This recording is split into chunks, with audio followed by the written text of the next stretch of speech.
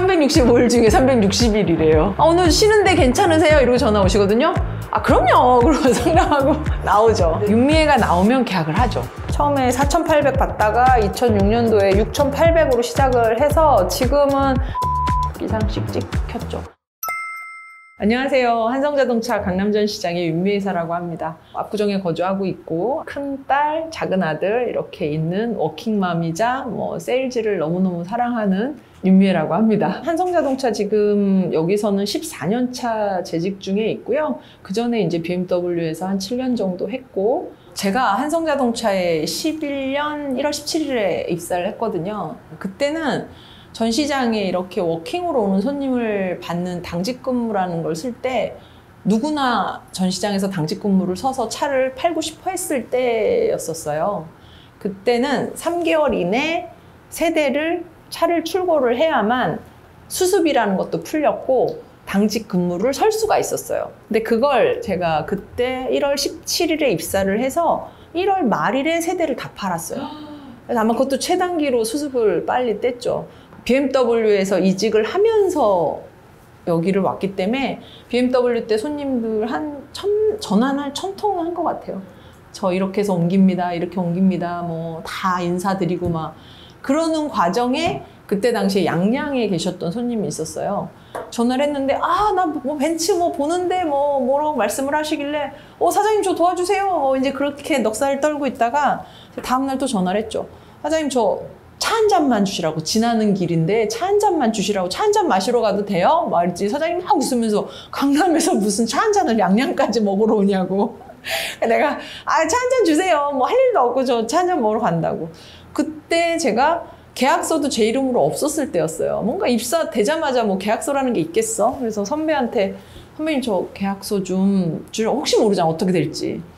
선배가 그때 당시에 되게 여기가 좀 어려웠던 곳이어서 나한테 지금 계약서 달랠 짬입니까? 이렇게, 그래서 너무너무 무서웠었어. 죄송합니다 선배님 막 이러면서 제가 계약서를 겨우 받아서 갔었죠. 물론 계약했습니다. 계약하고 첫 번째 차. 그래서 그때 사장님이 무슨 커피를 여기까지 마시러 오냐면서 이런저런 수다 떨다가 계약까지 해서 출고를 첫 차를 했었어요. 그때 제 어떤 수습을 떼는 손님 중에 한 분 기억에 남는 손님이 좀 있었고요. 여기서 승진도 되게 좀 빨리 했고요. 제가 첫 해 대리로 입사를 하고 그 다음에 그 해에도 차를 그때 당시 아마 1등 하셨던 분이 60 몇 대 팔 때였는데 제가 60대 정도 팔았어요. 첫 해 많이 팔았고, 그러면서 그 다음 해인가 특진을 해서 과장 승진도 빨리 했고 과장에서 차장도 특진으로 해서 빨리 했고, 저희가 이제 내부적으로 500대 클럽, 1000대 클럽 이런 어워드 그 상이 있어요. 500대 클럽도 제일 빨리 했고요. 1000대 클럽도 제일 빨리 했고, 그리고 제가 임원 승진한 것도 최단기 클럽에 좀 했고요. 그렇게 해서 지금까지 이렇게 이사 유지하면서 제가 잘 영업을 하고 있습니다. 정말 힘든 팀에서, 부진 팀에서 전국 1등 팀도 만들어 봤고, 그렇게 열심히 나름 한성자동차에서 좀 이렇게 꽃을 피웠다 말하고 싶네요. 최고로 많이 팔아본 대수 173대 팔았고요. 계속 저는 탑10 안에 계속 들고 있고요. 21년, 22년 173대 출고, 그리고 계약은 350대에서 420, 30대씩 계속 하고 지금도 열심히 팔고 있어요. 그러니까 대충 계산을 해봐도 하루에 2대꼴로 이렇게 한 거죠. 그러니 농담처럼 360일 일한다는 게 전화하면 네 사장님, 네 회장님 이렇게 되면 됩니까? 다 됩니다. 이렇게 해서 제가 차를 팔았어요.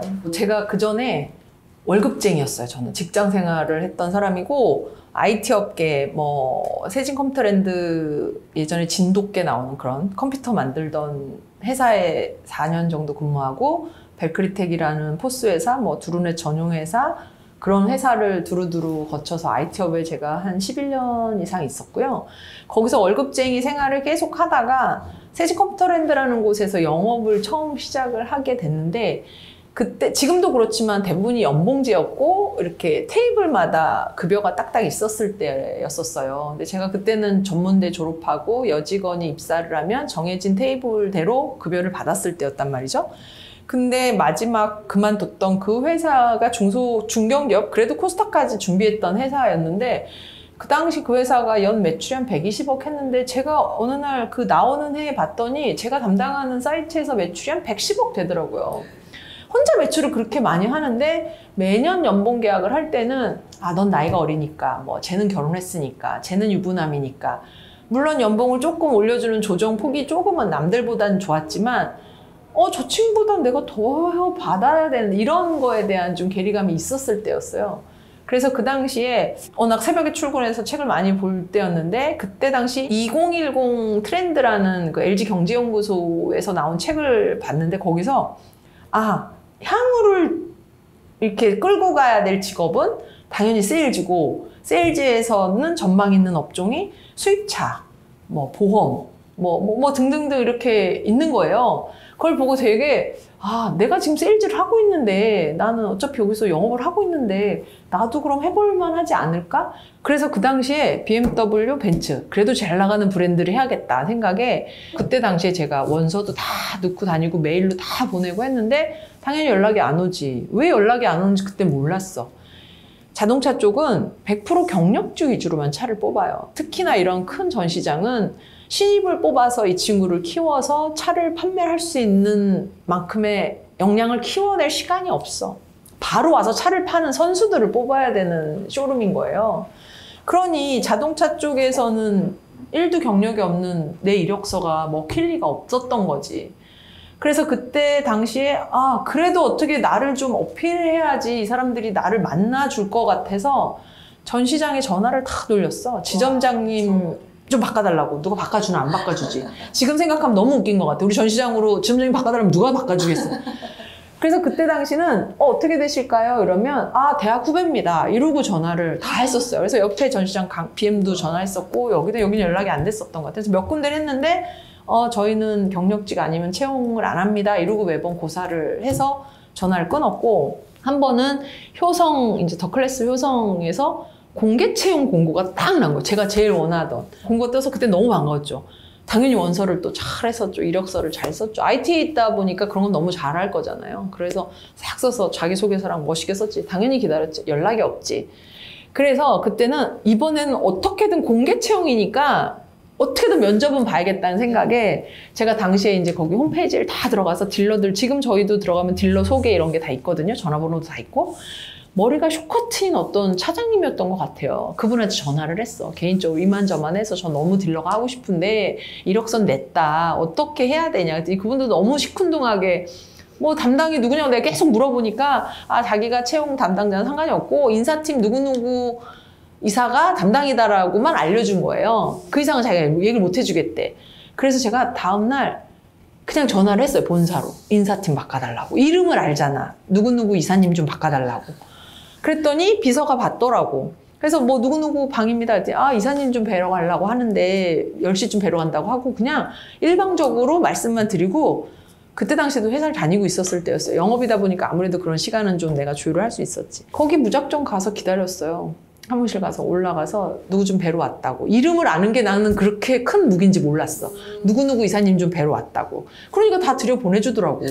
그래서 사무실까지 가서 앉아있었지. 그러고는 비서가 나한테 이렇게 노티를 해서 그 이사님 회의 중이라고 그러면서 전달을 했나 봐. 그 이사님이 깜짝 놀라서 약속한 사람이 없는데 나오셨어요. 그래서 내가 아주 당당하게 저 이력서 낸 누군데 저 3분만 기회를 달라고 면접 좀 보게 해달라고. 근데 되게 어이없어 하시면서 들어오라고. 그래서 정말 방에서 이런 사무실에서 3분 스피치를 했어요. 우와. 나는 어떤 일을 하고 무슨 일을 하고 꼭 딜러가 되고 뭐 이렇게 장황하게 3분을 정말 짧게 딱 했어.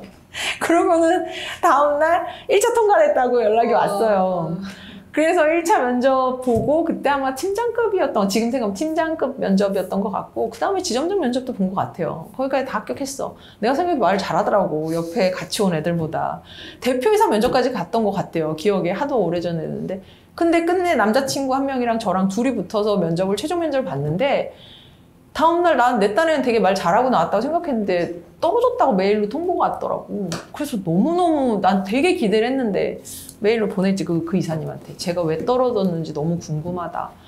그래서 그때 그분이 되게 고맙게 메일을 다 주셨어. 여기는 100% 경력직을 뽑고 처음으로 공개 채용해서 신입을 뽑아보려고 했는데 그 해당 팀에서 되게 잘하는 경력직 직원을 모셔왔다는 거야. 그래서 안타깝게도 신입사원 채용이 무산이 됐다는 거지. 그때도 그렇게 해서 이제 효성도 밀려나고. 그런 와중에 인연이라는 게 있어서 친구가 있는데 뭐 얘기하다가 나 너무 수입차 들러 넘어가고 싶어 막 얘기했더니 이 친구가 아 그래? 자기가 아는 친한 형이 BMW 본사에 뭐 교육팀에 있대. 야 그래? 어떻게 좀 해봐. 연출 좀 해봐. 여기는 들어가기가 너무 힘들어. 아는 사람이 없으면 안 되는 것 같아.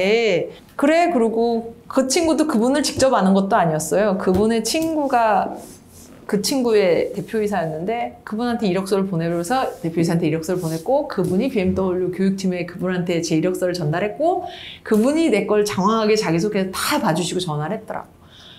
그러더니 나보고 너무 잘하실 것 같다면서 자기 친한 친구가 목동에 있으니 거기 가서 면접을 한번 보라는 거야. 아 감사합니다. 뭐 그때는 뭐 지푸라기라도 잡아야 되니까. 그래서 그때 당시엔 지점의 어떤 위치가 이 회사의 규모나 판매량이나 이런 게 영향이 있는지 그런 거 하나도 모를 때여서 목동이고 강남이고 난 중요하지가 않았어. 들어가는 게 목적이었으니까. 그래서 목동에 갔죠. 2시간을 면접을, 1시간을 면접을 꼬박 보고 그 본부장님이 내일부터 출근하라고. 그래서 제가 BMW 시작을 하게 된 거예요.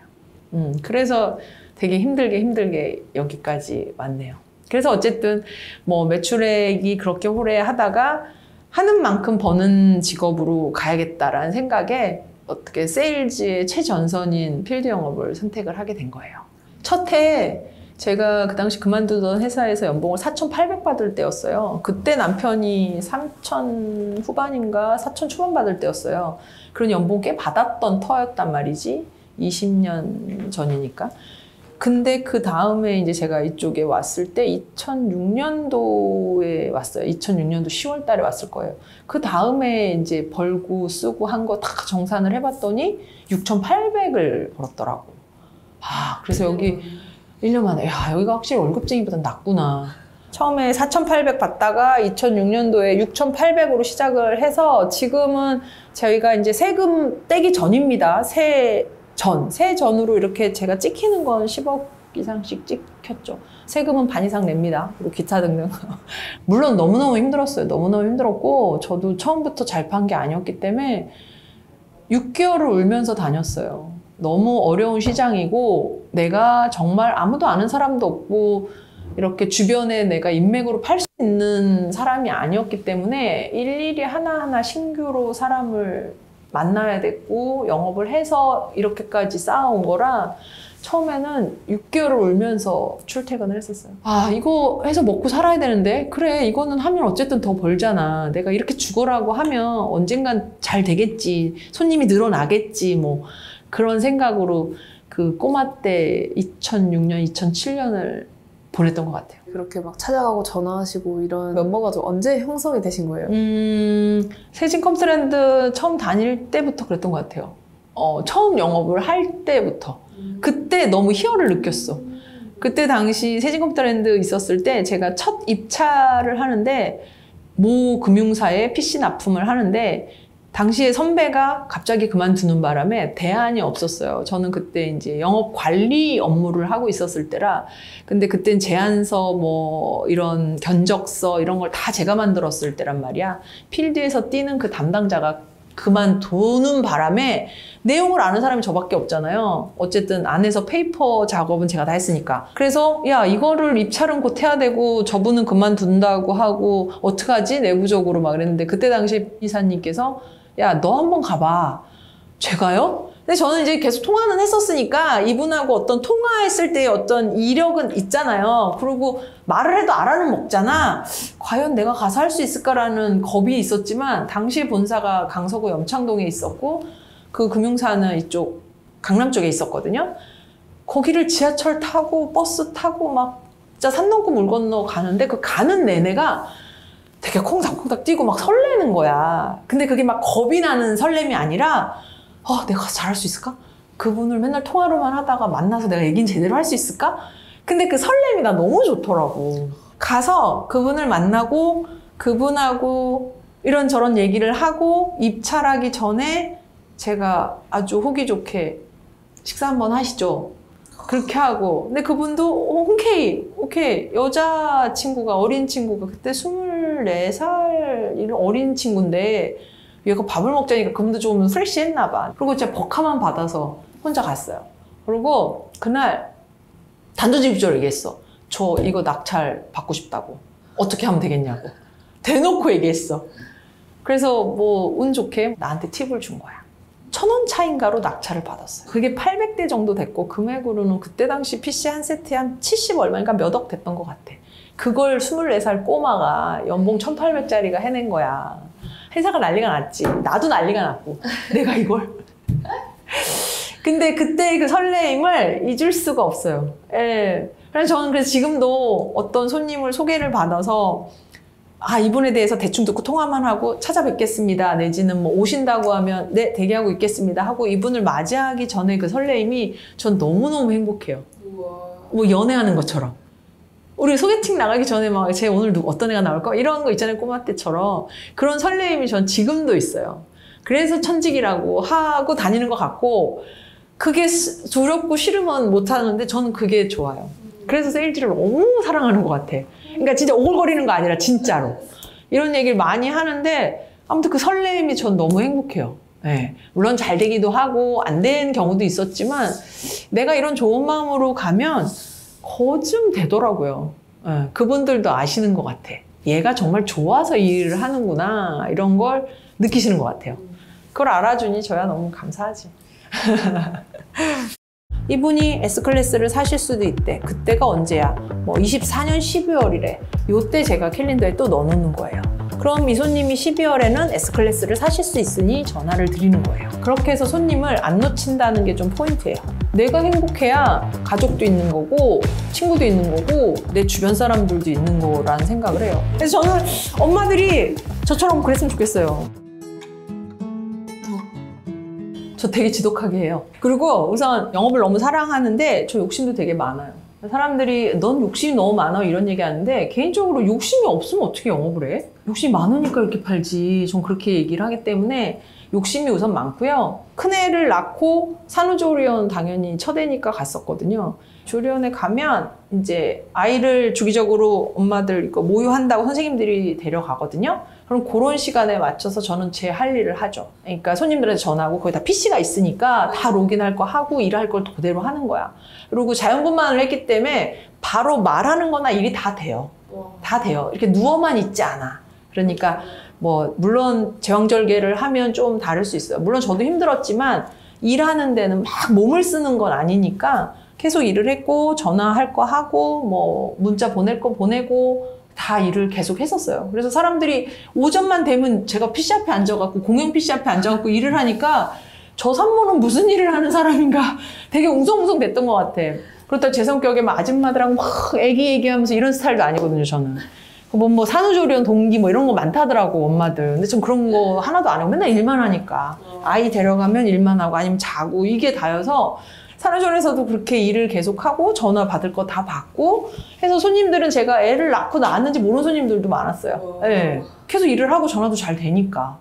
고객 관리를 좀 구체적으로 어떻게 하시고 어떻게 고객을 좀 확장시켜 나가시는지 궁금합니다. 저는 고객 관리를 예를 들면 홍길동이라는 손님이 오시면 그 손님하고 뭔가 이렇게 대화를 나눠서 고객을 유치를 하게 되잖아요. 그럼 이 손님이 오늘 차를 안 살 수 있잖아요. 계약을 안 할 수도 있잖아요. 그러면 이 손님에 대한 히스토리를 다 써요. 이 홍길동이 어쩌고저쩌고 뭐 외모는 어떻게 생겼고 내가 기억을 해야 될 뭔가 키워드.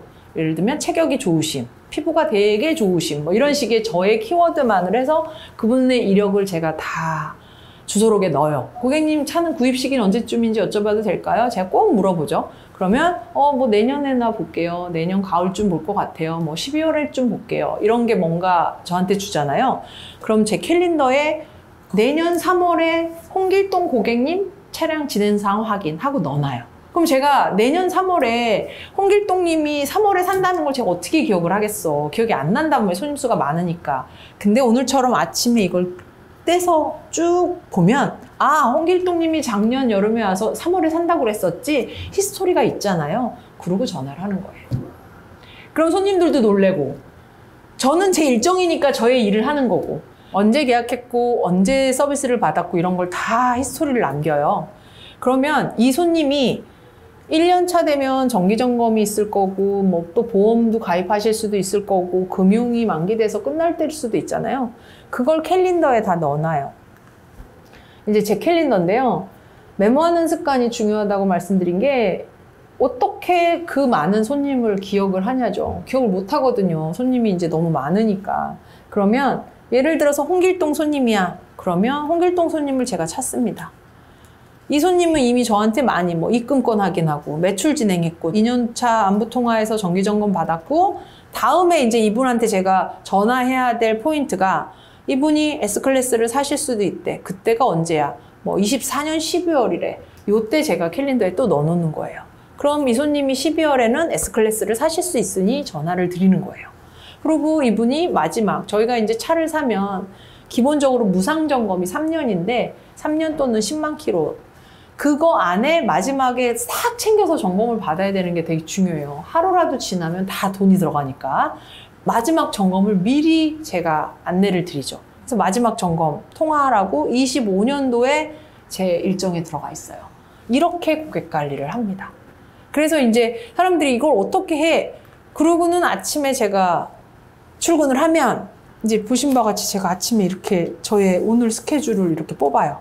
그러면 내년 5월, 내년 3월 몇 월 며칠에 오늘같이 이렇게 뽑으면 제가 잊고 있었던 홍길동 손님에 대한 일정을 제가 기억을 하는 거죠. 그러면 홍길동 손님 2년차 전화하기, 뭐 무슨 손님, 뭐 GLS 안부통화하기 이런 게 다 있으면 얘를 다시 전화를 해서 손님을 컨택을 하는 거예요. 머리가 나쁘다고 말씀드려요. IQ가 낮고 이러니까 그걸 초등학교 5학년 때부터 메모 습관이 있어서 그걸 계속 메모하는 거야. 핸드폰으로 메모하고.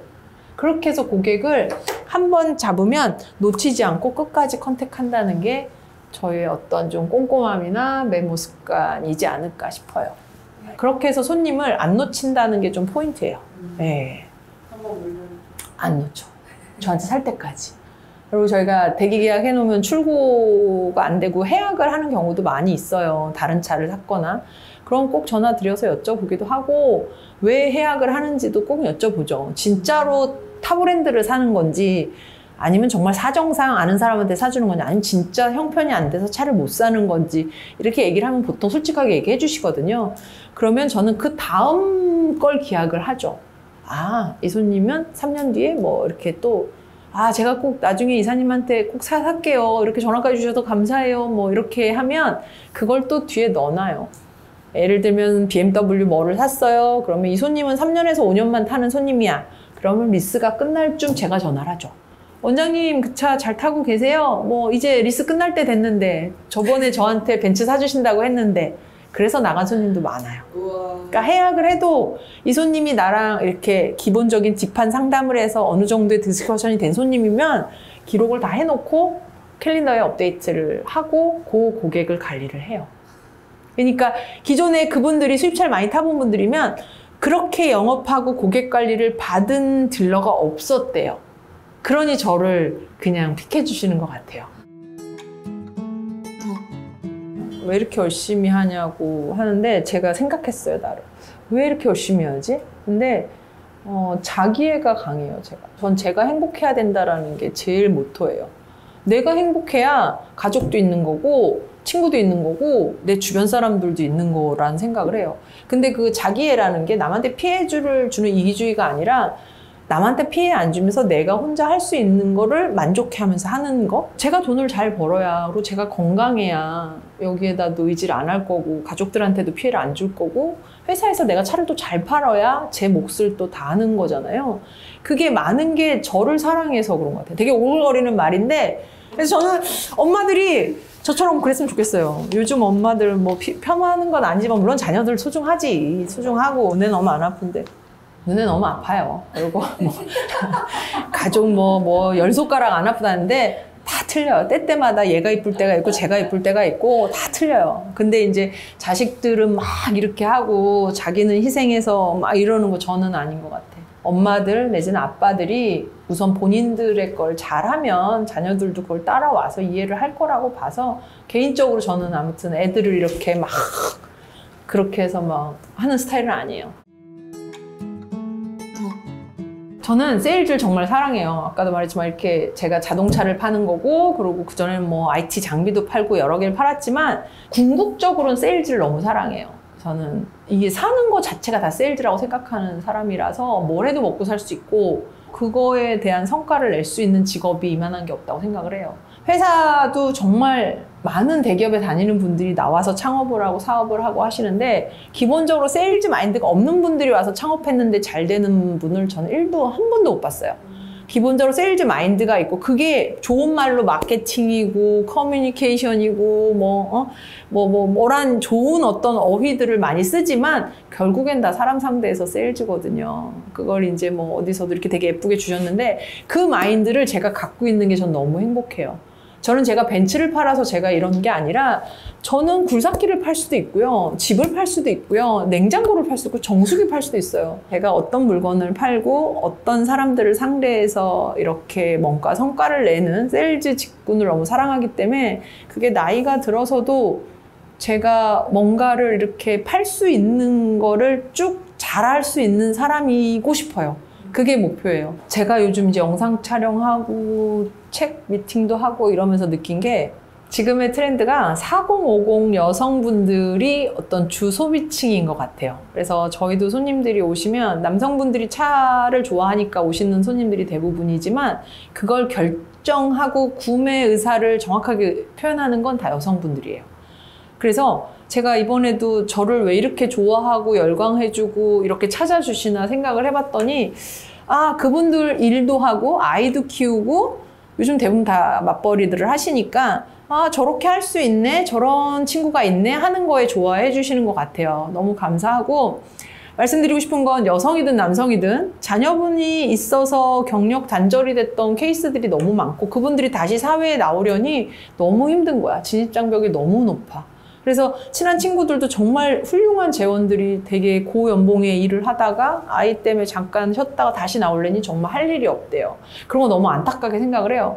물론 출산 지금 너무 우리나라 출산율 저조하다고 난리인데 당연히 출산해야죠. 출산하고 일을 안 쉬었으면 좋겠어요. 일을 안 쉬었으면 좋겠고 물론 물론 상황마다 사람마다 다 다르지만 다시 나와서 일을 하려니 너무 힘들더라 이런 얘기를 너무 많이 하시니 그런 분들도 물론 힘든 거 너무너무 잘 알아요. 저도 그렇게 했으니까. 그러니까 그런 분들도 저는 계획을 해서 남편분이 많이 도와주고 또 여성분, 아내분이 많이 도와주면 할 수 있거든요. 그래서 저는 제가 딸, 아들이고 두 아이를 키우고 있지만 조물주가 왜 부부가 아이를 낳게 했는지 저는 되게 많이 느껴요. 혼자서는 할 수가 없어요. 혼자서는 절대 아이가 하나든 둘이든 셋이든 할 수 없어요. 같이 하라고 부부가 뭐 아이를 낳게 하고 가정을 이루게 하고 한 것 같아요. 그런 것처럼 두 분이서 잘 도와서 가정생활을 꾸리면서 자녀들 꾸리고 일을 열심히 하면 그리고 본인들이 행복하다 생각하는 일을 하면 잘 살지 않을까 그런 생각이 좀 들고요. 일하는 엄마들을 정말 응원하고요. 제가 뭐 여성이라서가 아니라 아직은 사회가 여성들, 남성들 이렇게 구분하는 거 정말 싫어하지만 일하기 힘든 사회거든요. 특히나 세일즈 쪽에선 더더욱 그렇고 그런데 그걸 이렇게 버텨서 지금까지 일구고 있는 분들이라고 하면 저는 대단한 분들이라고 생각을 해서 응원 정말 하고 싶어요. 그런 분들한테 제가 조금이라도 자극이 됐으면 좋겠습니다. 공장 앞에서 하교하는 교복 입은 친구들을 보면 너무너무 부러웠었어. 나도 저렇게 쟤네들처럼 이 시간에 하교를 하고 싶다. 지금은 뭐 먹고 싶은 거 다 먹죠. 저 카드 한도도 되게 높아서 어딜 가서든 당연히 금액 보지도 않고요. 사고 싶으면 사고. 지금은 이제 갖고 있는 재건축 아파트에 홍대 건물에 평택에 오피스텔 조그만 거 2개 있고 초등학교 5학년 때 엄마가 돌아가셨어요. 엄마 돌아가시고 저희가 그래도 성남의 성호시장이라는 데서 가게를 여러 개를 했어서 꽤 잘 하던 집이었는데 엄마가 돌아가시니까 갑자기 집이 완전 이렇게 풍지박산됐어요. 장사라는 게 뭔가 이렇게 굴러가야 굴러가는 돈이지 뭔가 목돈을 쌓아놓고 저희 집이 원래 부잣집이 아니었었으니까 그러니 그런 돈을 엄마가 일은 못하면서 계속 병원비로 들어가니 집이 어려워진 거지. 그러면서 엄마가 돌아가시니 갑자기 정말 그지가 된 거지, 그지가. 엄마가 돌아가시고 아마 뭐 얼마 되지 않아 아빠가 이제 도망가야겠다는 생각을 하셨던 것 같아요. 그래서 우리 이렇게 이사하면 이불 싸는 빨간 포대기 같은 게 있어요. 거기에 이불이랑 집기 몇 개를 싸고 아빠가 이걸 짊어지고 제 동생하고 저를 손을 잡고 언니는 걷고 밤에 도망을 갔어요. 지금 생각하면 그게 아밤도주인 거야. 밤에 도망갔으니까. 그러고도 멀리도 아니야. 그 동네에서 다음 블럭 동네, 한 다음 동이 다른 동네로 이사 갔었는데 어떤 집이 부자고 어떤 집이 불편한 집이라는 정도는 알 때였거든요. 그땐 초등학교 5학년인데 그런 판잣집은 드라마 같은 데서 봤던 것 같아. 이렇게 2층 같은데 계단으로 올라가고 화장실은 1층에 있고 위에 보면 지금으로 치면 옥탑방 같은 옥상에 이렇게 스레트 같은 걸로 얹어놔서 가건물처럼 져놓은 집이었어요. 방이 큰 게 하나 있고 옆에도 쪽방처럼 하나 만들어서 성인 남자가 누울 정도의 이런 쪽방? 여기 전시장이 한 요만한 정도 되는 그런 집에 가게 됐죠. 옆에 소리 다 들리고 우리 집은 옥상인데 화장실은 지하에 있으니까 소변을 보려면 그냥 이렇게 옥상에서 저 집에서 우리 집이 다 보이는 그런 데였는데 거기다 이렇게 막 빨랫줄 같은 걸 걸어놓고 이렇게 원단 같은 걸 해서 아마 칸막이를 나름 해놓고 소변도 보고 씻고 막 했던 것 같아요. 그런 집에서 살기 시작을 했어요. 와, 이런 집도 있구나. 근데 그때는 잘 살고 못 살고의 어떤 변별력이 없으니까 아, 엄마가 돌아가시고 우리 집이 생활이 안 되니까 우리가 여기로 왔구나 이런 거였었어요. 그래서 그때도 이제 제가 엄마라고 부르는 모 여성분께서 계셨을 때고 아빠가 뭔가를 해오면 생활을 하시지 못할 때니까 수제비를 맨날 먹었었거든요. 쌀이 없었었던 거야. 난 왜 맨날 수제비를 해주나 했어. 그때 당시 쌀을 이렇게 뭐 지금으로 치면 한 1kg짜리 정도 같은 걸 매번 이렇게 누런 봉지에다가 사왔었는데 그걸 못 사온 날은 그 곰표 밀가루 그걸 막 빚어서 그때 당시 엄마죠. 엄마가 이렇게 수제비를 해줬었어요. 수제비를 먹으면서 아, 우리 집이 되게 힘들어졌구나를 알았고 그때가 중학교 이사 가서 이제 중2까지 이렇게 살았었거든요. 그 집에서. 그리고 중학교 2학년쯤 되니까 이제 어느 정도 저도 좀 성장을 하고 키도 좀 이제 어른처럼 크고 하잖아요. 그때 당시에는 중학교, 고등학교가 다 등록금이 있을 때예요. 지금은 다 등록금이 없잖아요. 등록금을 내야 되는데 등록금을 내려면 돈이 있어요. 돈이 없잖아요. 그래서 그때 공장을 다녔어요. 방학만 되면 지금은 공제공장이라 해서 시다라고 하는 그런 봉제공장을 서포트하는 그런 어린 친구들이 있었을 때예요. 이를테면 인형을 만들거나 옷을 만들면 이런 실밥 같은 거 하는 그러니까 굉장히 단순 직업이라 지금의 아르바이트지. 그런 걸 방학만 되면 가서 아르바이트를 했었어요. 당시에 월급이 한 10 얼마 됐던 것 같아요. 그러면 등록금이 뭐 몇만 원인지 기억이 안 나지만 그 돈을 벌어서 등록금을 내고 학비를 하고 중학교 2학년, 3학년을 마쳤어요. 그래서 초등학교 5학년 때부터 저는 부모님이 언니, 동생 다 똑같아요. 부모님이 뭔가 돈을 줘서 학교 생활이나 무슨 생활을 해본 적이 단 한 번도 없는 것 같아요. 다 벌어서 일을 했어야 됐으니까. 그래서 중학교 2학년 때부터 봉제공장을 다녀서 등록금을 벌었고 중3이 이제 되니 고등학교를 가야 되잖아요. 가려니까 돈이 당연히 없잖아. 그런데 애들은 지금 고등학교 나와야 되지 않냐. 그래서 그때는 성남에 산업체라는 게 있었어요. 산업체가 뭐냐면 낮에 일을 하고 밤에 공부하는 야간 고등학교죠. 상고, 공고 뭐 이런 특수 학교들이 산업체가 있었어요. 저는 이제 상고를 나왔고 그렇게 일을 하면서 야간에 공부를 하면서 고등학교를 마쳤죠. 그래서 그때부터도 당연히 낮에는 회사를 다니면서 공장 생활을 했고 저녁에는 공부를 해서 일을 했었어요.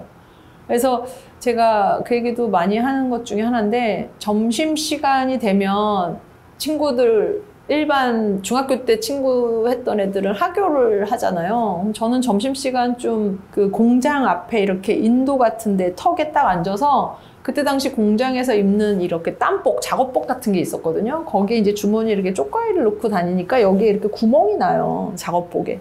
그걸 넣고 점심에 그 짬밥을 먹고 앞에 보면 이렇게 그때 당시 뭐 100원짜리 하는 뭐 그런 아이스크림 싼 거가 있어. 그걸 먹으라고 이렇게 주는 게 있는데 그걸 후식으로 그걸 지고 공장 앞에서 그 하드를 이렇게 먹으면서 하교하는 교복 입은 친구들을 보면 너무너무 부러웠었어. 너무너무. 아, 쟤네는 학교 끝났네. 나는 지금 이제 점심 먹으면 다시 들어가서 일해야 되는데. 그래서 지금도 그 따스한 햇살에 그 하드 그때 생각이 지금 또 확 나서 그때 기억이 그 따스한 햇살이랑 그게 너무너무 슬프기도 했고 일해야 되는데 쟤네들은 학교가는 쟤네들이 부럽다는 생각이 지금도 너무 들어요. 그렇게 뭐 고등학교를 마쳤어요. 그때 너무 슬퍼가지고 그래서 그 얘기하면 너무 고등학교 1학년짜리면 이렇게 머리 단발에 얼마나 어릴 때야. 다 어릴 때가 있었죠. 그때 와 나도 저렇게 쟤네들처럼 이 시간에 학교를 하고 싶다 이런 생각을 되게 많이 했던 거예요. 근데도 이렇게 삐뚤어지지 않고 막 이렇게 잘 큰 게 스스로 좀 대견한가 봐요. 별일이 다 있네. 울기를 왜 울어? 그렇게 해서 등록금 마련을 해서 다녔고 그때 이제 좋은 분을 만나서 뭐 전문대도 가고 학교도 가고 좋은 직장을 얻어서 이렇게 세일즈도 하게 돼서 지금의 이제 저가 있는 것 같아요. 그렇게 이제 어쨌든 유년 시절을 뭐 너무나 힘들게 컸다는 거. 또 하나가 중학교 2학년 때 이제 그때 아까 되게 힘들다고 그랬잖아요. 그때 당시에 성남에 시청 앞에 피자헛이 처음 생겼을 때인데 좀 잘 사는 친구가 야 우리 피자 먹으러 가자 이러는데 그때 5명인가 그랬던 것 같아요. 그때 당시 친구들이 제가 그렇게 워낙 밝게 잘하니까 우리 집이 그렇게 어려운 집인 걸 그들도 다 몰랐을 때라 당시에 5명이 가서 뭔가 내고 N분을 해서 돈을 준단 말이지. 근데 저는 그게 당연히 없을 거잖아요.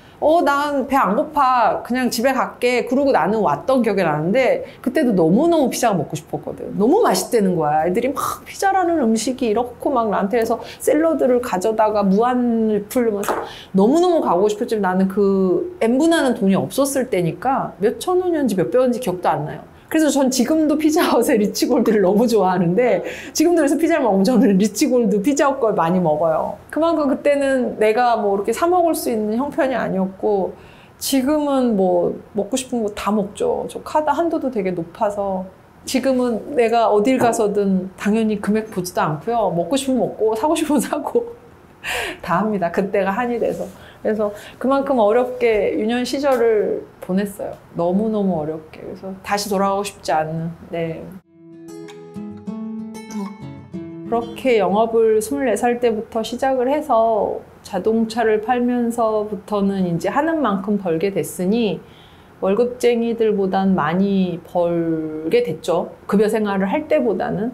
그리고 저는 무엇보다 이 직업이 좋은 게 극명하게 내가 혼자 잘해서 인컴을 할 수 있고 인정받을 수 있고 실적을 평가받을 수 있는 게 너무너무 좋거든요.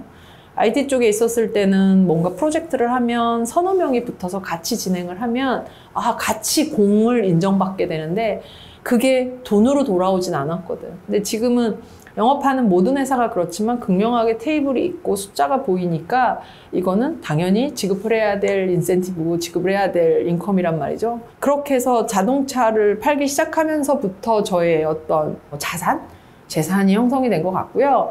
결혼을 하면서부터 부동산이라는 걸 시작을 했고 그전에도 생각해보면 언니하고 저하고 버는 게 있었고 모아놓은 돈이 있었기 때문에 집이라는 걸 살 수도 있었어요. 근데 그때는 집을 사서 대출을 받아서 집을 사는 건 큰 일을 하는 거라고 생각했어요. 어떻게 내가 대출을 받아? 카드도 없을 때였으니까. 큰 일을 한다는데 결혼을 하면서 용기를 좀 낸 것 같아요. 남편의 어떤 안정적인 직업과 내가 안정적이진 않지만 빚이 좀 있으면 큰일 날 거라는 인지를 하고 있는 사람이라 결혼하면서부터 아파트를 샀고 그때도 풀 대출을 받아서 샀어요. 저는 이제 뭐 보신 바와 같이 되게 열심히 사는 사람인데 대출이란 게 있으면 어깨가 너무 무거워요. 이자가 얼마인데 저걸 어떻게? 그래서 정말 열심히 일을 했던 것 같아요. 그래서 처음에 집을 산 게 신정동의 목동에서 시작을 했고 당시에 2억 2,500 주고 23평 아파트를 샀었거든요. 그때 제가 6천, 신랑이 5천에서 1억 1,000을 갖고 1억 1,500을 대출을 받았었어. 1억 1,500이라는 대출을 태어나서 처음 받아본 거였고요. 대출금 이자가 나가는 게 너무너무 스트레스해서 정말 일을 열심히 했어요. 돈을 벌면 300이고 500이고 계속 중도상환을 하는 거야. 그렇게 해서 계속 빚을 갚아 나가는 거지. 그러면 어느 순간 이게 빚이 갚아지잖아요. 그럼 이 집이 현금집이 되잖아. 그럼 저는 이제 슬 이사를 갈 생각을 해요. 그러면 이 집을 팔아. 그러면 또 어디로 가지? 또 동네를 찾고 물색을 하고 그래서 그때도 2억 2,500에 산 걸 2억 4,500에 2년 만인가 2천만 원 많이 벌진 못했어요.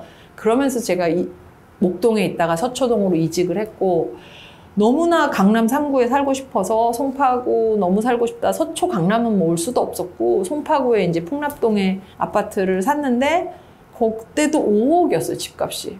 근데 제가 이거 팔고 해봐야 2억 4천밖에 없잖아요. 그럼 또 풀 대출을 받아. 2억 5천원.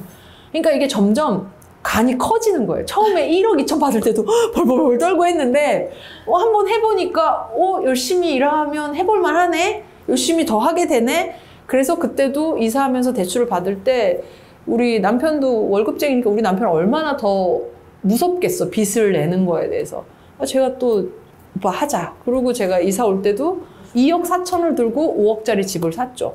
그때 대출금을 또 허덕이면서 그때도 정말 열심히 차를 팔았고 열심히 일을 했고 빚을 또 300이고 500이고 막 계속 갚아요. 저는. 이 중도상 수수료가 있지. 그래도 이자보다 싸니까 계속 갚아. 그러면 또 몇 년 되면 또 이 집이 현금집이 돼. 저는 현금집이 되면 이제 이사를 해요. 그래서 처음에 신정동에 시작했다가 풍납동에 시작했다가 잠실로 왔다가 잠실에서 다시 지금 압구정에 사는 건데 그렇게 집을 사고 팔고를 잘했고요. 뭐 사람들이 야 차 팔아서 그렇게 많이 버냐. 차 팔아선 집 살 수 없습니다. 다 차를 파서 쌈짓돈이 된 거고 집을 잘 사고 팔면서 시세 차익을 잘 본 거예요.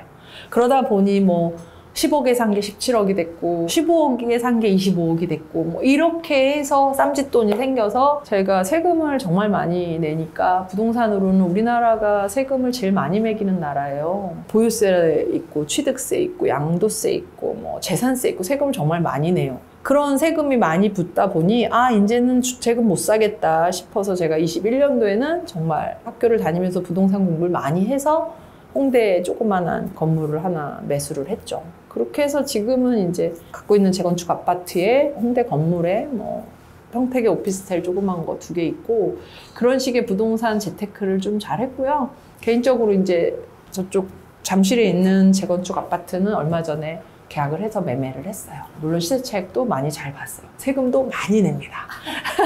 그렇게 해서 지금까지 제가 살고 있고 지금은 이제 압구정에 거주하고 있어요. 압구정 처음에는 쥐 나오고 막 주차도 어렵고 막 오래된 아파트에 어떻게 사는데 살아보니 너무 좋아요. 그래요? 어떤 동네의 기운도 너무 좋고요. 사람들도 다 너무 친절하고 되게 뭐랄까 밝아요. 그래서 지금 압구정에 아주 만족하면서 잘 살고 있습니다. 연봉은 혹시 처음에 4,800 받다가 2006년도에 6,800으로 시작을 해서 지금은 저희가 이제 세금 떼기 전입니다. 세 전으로 이렇게 제가 찍히는 건 10억 이상씩 찍혔죠. 세금은 반 이상 냅니다. 그리고 기타 등등. 부동산을 잘 해서 지금의 어떤 자산이 축적됐다는 거. 목표를 세우시고 달성해 나가는 노하우가 있으신지. 저는 목표를 세울 때 할 만한 걸 해요. 그러니까 해볼 만한 걸 해. 예를 들면 제 몸무게가 지금 54kg예요. 52kg 빼기야. 이를테면 2kg잖아. 그건 솔직히 좀 하면 할 수 있잖아요. 너무 목표라는 걸 허무맹랑하게 높이 세우면 하다 지쳐서 못해요. 예를 들면 내가 80% 정도는 해놨어. 그걸 100으로 만드는 정도로 목표를 세워요.